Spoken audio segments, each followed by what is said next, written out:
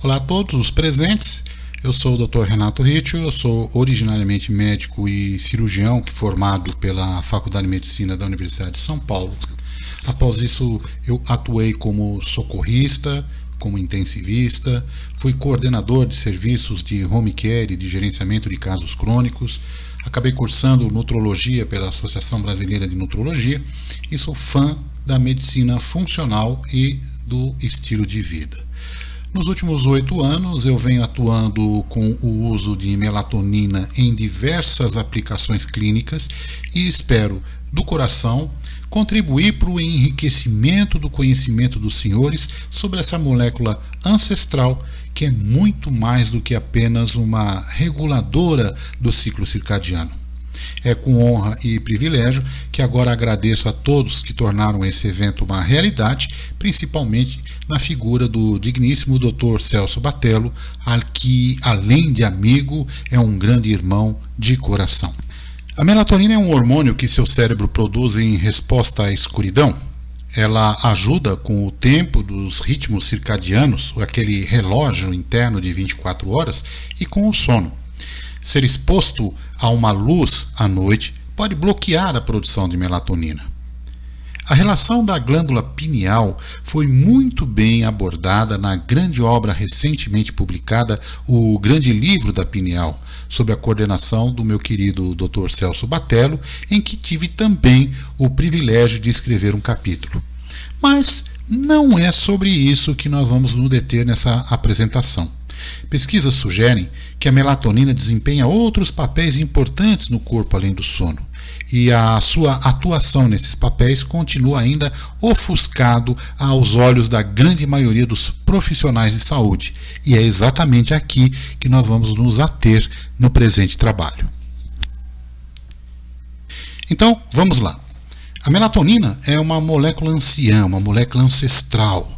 A sua função inicial era, provavelmente, a de ser um eliminador de radicais livres. A melatonina, presumivelmente, evoluiu nas bactérias antigas. Ela já foi mensurada tanto em alfa-proteobactérias como também em cianobactérias fotossintéticas. Então vamos entender um pouquinho essa situação, né? O planeta Terra tem aproximadamente 4,5 bilhões de anos. A concentração do oxigênio molecular, o O2, como nós conhecemos, começou a subir na atmosfera da Terra, que é conhecido como o grande evento de oxigenação, há mais ou menos 2,5 bilhões de anos, devido ao que? A sua liberação persistente daquelas bactérias fotossintéticas que evoluíram cerca de 1 bilhão de anos antes. Muito bem, então esse aumento progressivo do O2 atmosférico foi uma tremenda pressão altamente seletiva para a evolução dos organismos em utilizar o O2 como base do seu metabolismo. Ora, o uso desse O2 iniciou a formação dos radicais livres. Estima-se que até 4% do O2 consumido pelos organismos durante o metabolismo aeróbio eventualmente é reduzido a radicais livres de oxigênio, e isso é altamente tóxico para as células.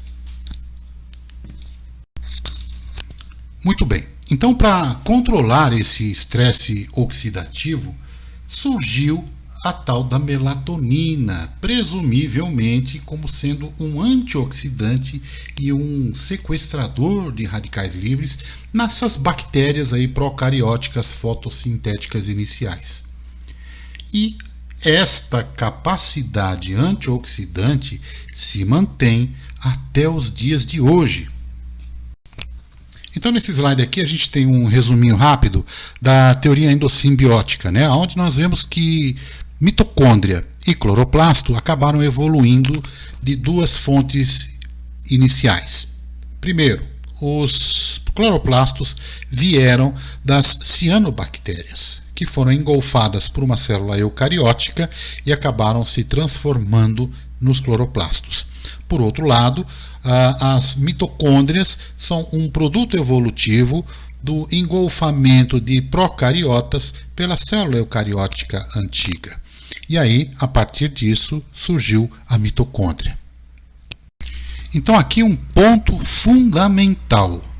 As outras funções da melatonina, incluindo aí os seus múltiplos receptores, se desenvolveram mais tarde na evolução. Gente, guardem esse conceito. As outras funções da melatonina vieram posteriormente no processo evolutivo. Ou seja, a função inicial da melatonina era o desintoxicar, o varrer os radicais livres gerados nos processos de fotossíntese e do metabolismo. Então, gente, o que a gente vai abordar no dia de hoje é entender que todo mundo fala muito do quê? Da ruptura do ciclo circadiano, através da ruptura do ritmo da melatonina, levando a um processo que vai conduzir a uma série de problemas de saúde. Hoje nós vamos entender como é que isso ocorre e como a melatonina está envolvida nestes processos e por quê. Isso vai ser muito interessante nós discutirmos aqui hoje. Aqui nós temos que lembrar uma parte importante, só para que vocês entendam. Então, lá na base do terceiro ventrículo, no assoalho do terceiro ventrículo, nós temos lá a glândula pineal, produtora de melatonina, e nesta situação, é o que todos conhecem, ocorre a sincronização circadiana interna, né? Aqui nesse outro slide nós vamos entender os fatores externos que a literatura acaba chamando de Zeitgeber, uma palavra alemã que seria algo como doador de tempo, né? Além do relógio master que fica localizado lá no núcleo supraquiasmático, nós temos também outros fatores que podem levar a um ajuste do nosso ciclo circadiano. O mais importante é a luz, mas temos também o sono, a alimentação e a atividade física, que juntos vão atuar sobre os relógios periféricos, mostrando aí que é uma operação extremamente complexa esta questão do ciclo circadiano e os relógios central e periférico. Esse slide aqui tem apenas uma finalidade, que é mostrar tanto na parte animal quanto na vegetal o processo de síntese da melatonina a partir do triptofano. Algumas modificações no reino vegetal, mas o produto final acaba sendo a própria melatonina. Esse desenho da molécula da melatonina visa somente mostrar uma coisa: por que ela é um poderoso antioxidante. Primeiro, por sua capacidade de lipossolubilidade, tanto quanto de hidrossolubilidade, caracterizando o que nós chamamos de uma molécula anfifílica. E também mostrando aqui por que ela tem a sua função antioxidante. Ela tem uma meia-vida de 44 minutos em seres humanos e um peso molecular de 232,28. Então, é uma molécula assaz, enxuta e extremamente eficiente. Então, resumidamente, importante é frisar na melatonina é o seguinte: de noite é quando o nível dela sobe para 8 vezes o nível que ela tem durante o dia. Qualquer flash de luz pode afetar esse processo crítico, especialmente a luz azul emitida por TVs, smartphones, luz de um despertador ou qualquer iluminação outra que tenha a luz azul no seu espectro.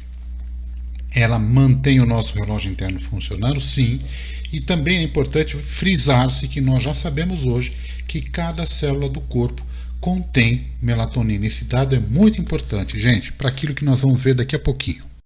Então agora finalmente chegamos à parte que importa. Gente, a melatonina possui mais de 20 outros benefícios à saúde, além de regular o ciclo circadiano. E é o que nós vamos passar a ver a partir de agora. Então uma coisa interessante é que assim, os estudos têm comprovado repetidamente excelentes benefícios oferecidos pela melatonina no tratamento de várias doenças. Então nós vamos ver algumas delas hoje aqui por uma questão de tempo, mas a linha de pesquisa é imensa. Nós vamos ver que ela pode ser utilizada no tratamento do câncer, de diabetes, enxaqueca, fibromialgia, distúrbios oculares e infertilidade, depressão, doença de Alzheimer e doença de Parkinson. E nós vamos perceber que ela é, e é o que eu tenho notado nesses anos todos em que tenho utilizado, ela é um agente absolutamente seguro, não tóxico e não cancerígeno. Então, começando pelo câncer, a gente sabe há muito tempo já, tem vários estudos mostrando que a melatonina é um hormônio anticancerígeno muito eficaz. Ela atua nas fases inicial, de progressão e de metástase e tem um efeito muito positivo no curso da doença. E as suas propriedades antioxidantes, imunorreguladoras e também o seu efeito na divisão celular é que são responsáveis por isso, né? Agora, ela tem então um tópico interessante. Ela inibe o crescimento do tumor. Ela reduz a taxa de divisão celular, com isso atuando sobre a telomerase, né, que resulta na morte celular programada das células. Afeta também a angiogênese, que favorece o que? O crescimento devido à formação de novos vasos. Se eu não tenho novos vasos, eu não tenho crescimento tumoral. Outra coisa legal também da melatonina com relação ao câncer são as consequências que a gente acaba enfrentando com os pacientes de rádio e quimioterapia, com os efeitos colaterais, e que a melatonina consegue diminuir a incidência desses aspectos, né, desses efeitos. Outra coisa, a melatonina também pode influenciar naquele caso em que há resistência de alguns tumores em relação a um quimioterápico, tornando esses tumores novamente suscetíveis à quimioterapia. E, é claro, aqui só um exemplo do que a literatura tem feito nos últimos anos, mas se vocês buscarem, vocês vão encontrar inúmeros trabalhos, tá? Bom, e agora vamos ver na parte cardiovascular, né? A gente sabe que a melatonina desempenha um papel fundamental na saúde cardiovascular, principalmente em relação à aterosclerose, pressão alta, doença cardíaca coronária e ataques cardíacos. Ele também provou ser um método de tratamento muito promissor para o acidente vascular cerebral. Aqui a gente pode dizer que ela pode atuar como um regulador da pressão arterial, porque os estudos demonstraram que ela reduz a pressão e a rigidez vascular e, portanto, tem efeitos muito positivos na saúde cardiovascular. Ela também ajuda a reduzir o dano celular, porque por ser um antioxidante e um anti-inflamatório, ela pode reduzir significativamente a extensão do dano celular que geralmente ocorre após um ataque cardíaco ou um derrame, por exemplo.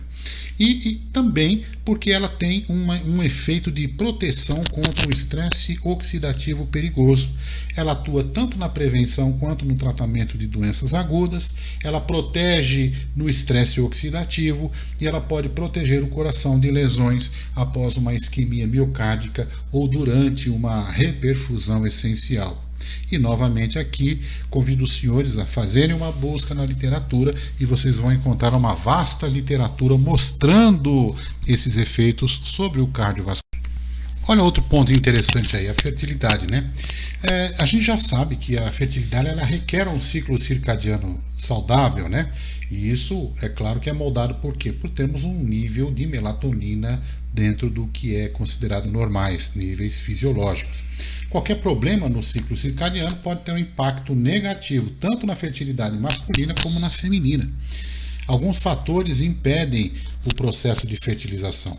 Os distúrbios do ciclo circadiano, como jet lag, trabalho por turnos, afetam negativamente a produção noturna de melatonina e acaba interferindo nos hormônios, na produção de hormônios adequada, né, para o processo de fertilização.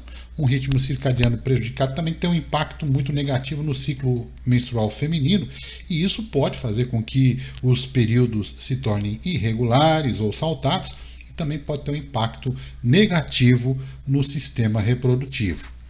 A melatonina e a fertilidade feminina, né? Uma qualidade dos ovos, muitas vezes é causada pelo estresse oxidativo, é considerada uma das principais causas de infertilidade. Gente, com as suas propriedades antioxidantes e anti-inflamatórias, por que não pensarmos na melatonina no sentido de tentar impedir estes danos provocados pelos radicais livres? E isso acaba influenciando muito o processo de ovulação, né? Também na questão de fertilização artificial, os ovos acabam sendo expostos a tensão ainda maior. Então, alguns pesquisadores já estão recomendando que a fertilização in vitro de óvulos, do ovo que é inundado, cultivado em meios com melatonina, né? No caso da fertilidade masculina, ela aumenta a energia dos espermatozoides, ela torna esses espermatozoides mais ágeis e rápidos e acaba protegendo o esperma do estresse oxidativo, melhorando a sua qualidade. De novo, a literatura está começando a mostrar muitos trabalhos nesta área. E com relação à imunidade, a gente tem alguma coisa? Sim, temos muita coisa, né? Um sistema imunológico forte, a gente já sabe que é um fator fundamental para a saúde humana, né? Inúmeras coisas são decorrentes de um sistema imunológico bem funcional.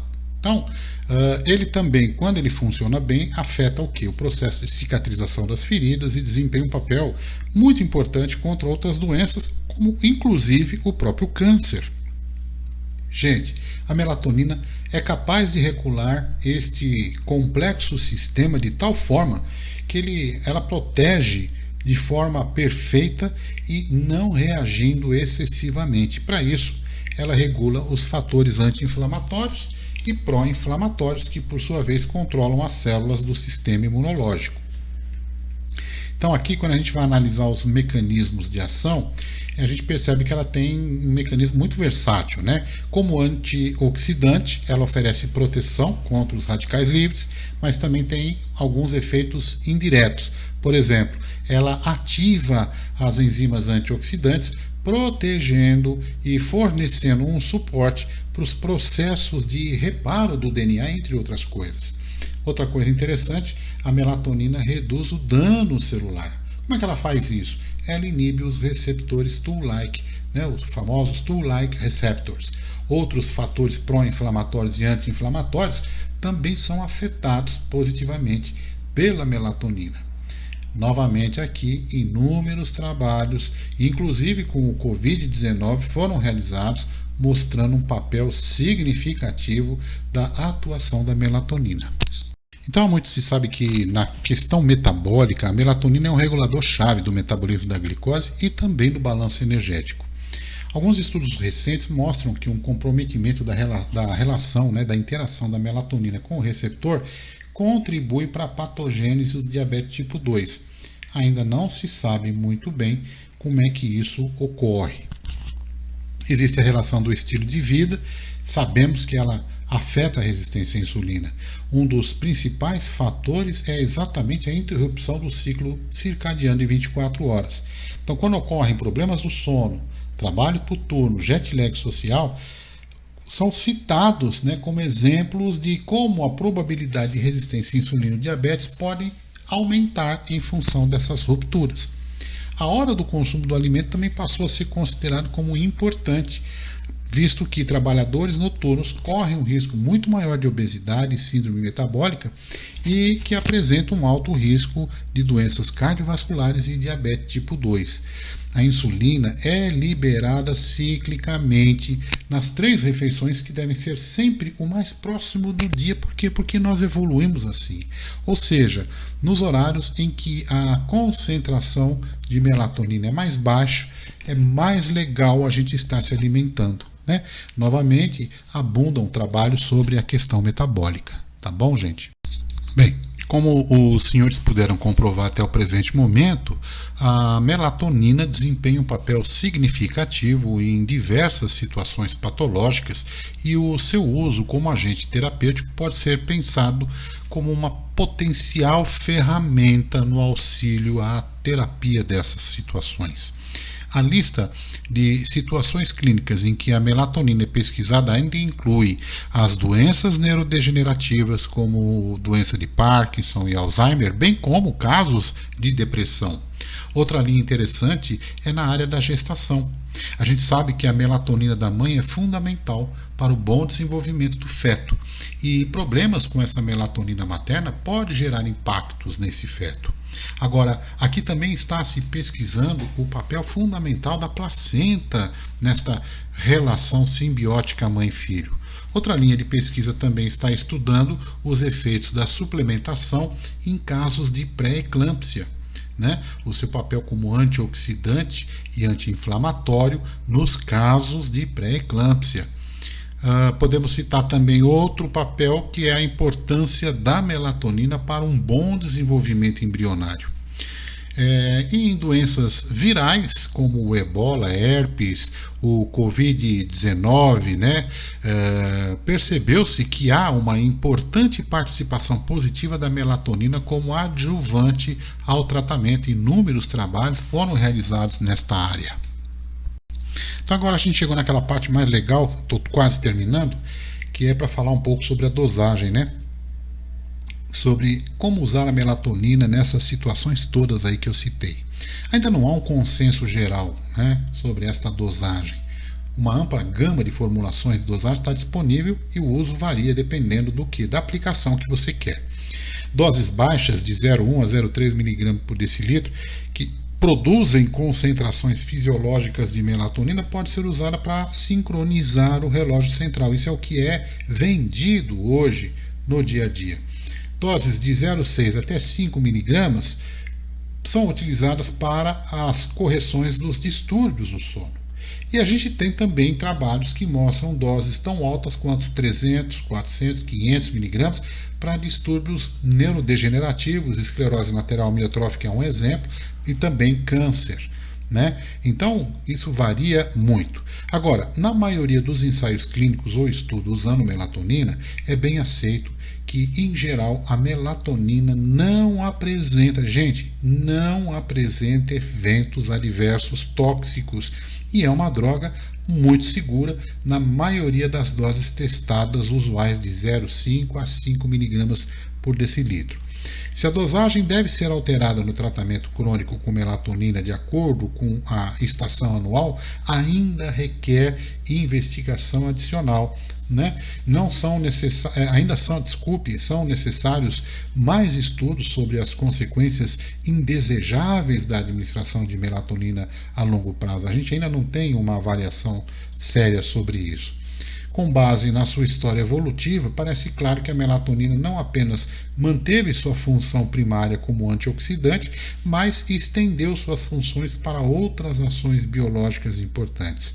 Além disso, uma vez que coabitou com outras moléculas-chave, como as sirtuínas, por eras seguidas, a melatonina também aprendeu a cooperar funcionalmente com elas. Isso é muito interessante.